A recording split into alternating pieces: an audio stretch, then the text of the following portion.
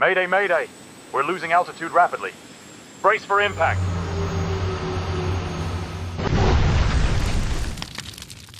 On September 15, 2012, a Learjet 24 was to fly from Strasbourg Airport in Germany to Bornholm Airport in Denmark.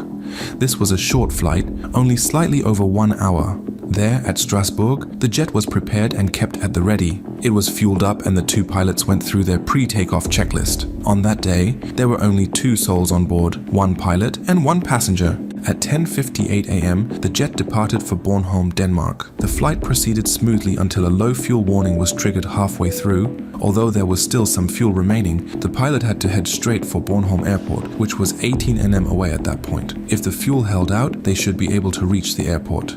At 11:32 a.m., the pilot cancelled the IFR flight plan and initiated a visual approach to runway 29, aiming to descend as quickly as possible due to the limited fuel. As the Learjet slowed down, it descended in altitude. By 11:37 a.m., the plane was on the final approach, and the tower granted clearance to land. It seemed like the fuel-deprived jet might actually reach the runway. The landing gear was down, and the flaps were deployed. All that remained was to cover the remaining distance to the runway for a safe landing. On final approach, the plane experienced engine failure due to fuel exhaustion, turning the Learjet into a glider. The pilot issued distress calls as the aircraft descended low over Bornholm beaches and ultimately crashed into a cornfield near the runway. Although the plane was destroyed, both occupants survived. Following the incident, multiple agencies, including the American NTSB, Danish AIB, and German BFU, participated in the investigation. It was noted that the Learjet 24, designed for two pilots, was being operated by only one pilot during the accident flight, raising initial suspicions. But it gets even worse. When investigators sifted through the pilot's personal belongings, they found two airline transport pilot licenses issued by the FAA.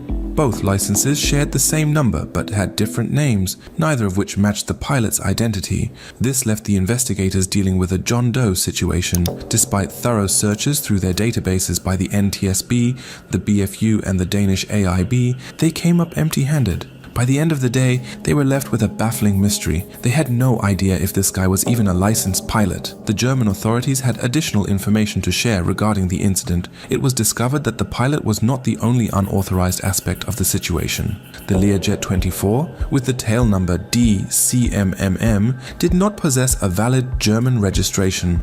On the 2nd of February 2012, the Luftfahrtbundesamt, the German Civil Aviation Authority, suspended the certificate of registration for the aircraft due to a missing airworthiness certificate. Consequently, according to regulations, the aircraft should not have been operational for several months leading up to the accident. This ongoing investigation continues to uncover significant findings. When the team brought the plane wreckage into a hangar for inspection, they meticulously examined every detail. Their findings indicated that the plane had likely run out of fuel while in mid-air. They focused on the fuel filter balls in the engines, expecting them to be full if the engines were being supplied with fuel. However, to their surprise, the balls were empty. Further investigation revealed that the wingtip tanks and wing tanks were completely empty, while the fuselage tank still contained 160 kilos, 352 pounds of fuel. Although this amount was not substantial, it could have been sufficient for the plane to reach the runway and taxi to the gate.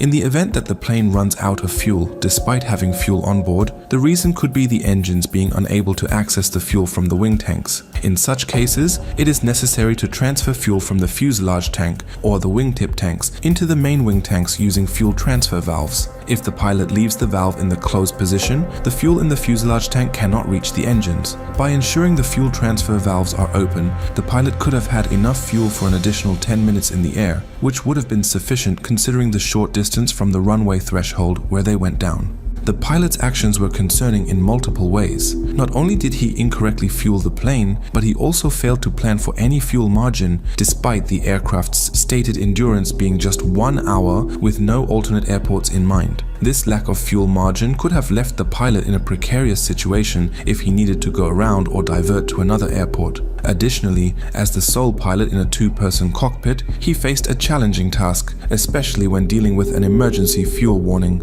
It's possible that the pilot may have been overwhelmed, leading to oversights such as forgetting to turn on the fuel transfer valves. The investigation into this matter was quite limited due to the lack of available information. The authorities had no details about the pilot, the plane's documentation, its maintenance history, or flight operational documentation. Additionally, there was no information regarding the pilot's flight training, license, experience, or medical records. It is surprising for a pilot to have such a minimal paper trail, and it raises concerns about their qualifications. The Danish AIB expressed astonishment that an aircraft with such limited documentation was permitted to fly, emphasizing the systemic implications of this issue. They highlighted that the non-registered aircraft was accepted by the regulated aviation system 12 times in 2012, prompting further scrutiny.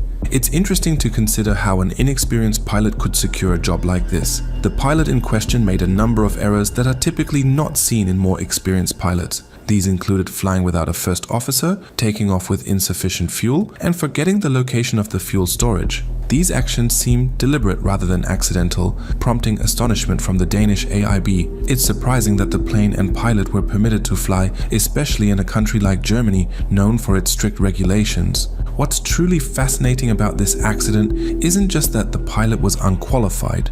We see that often enough, but the complete absence of a paper trail. Normally, if someone lies their way onto the flight deck, there's a clear trail of documents showing exactly how they did it.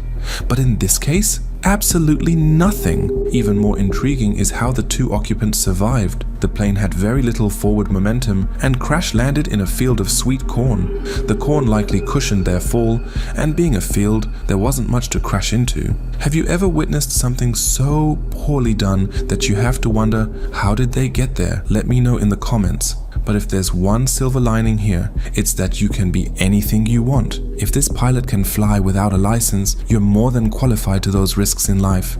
If you enjoyed this video, kindly hit the subscribe and like button for more. Don't forget to turn on the notification bell so you will be notified when we upload new videos. Thanks for watching. See you in the next video.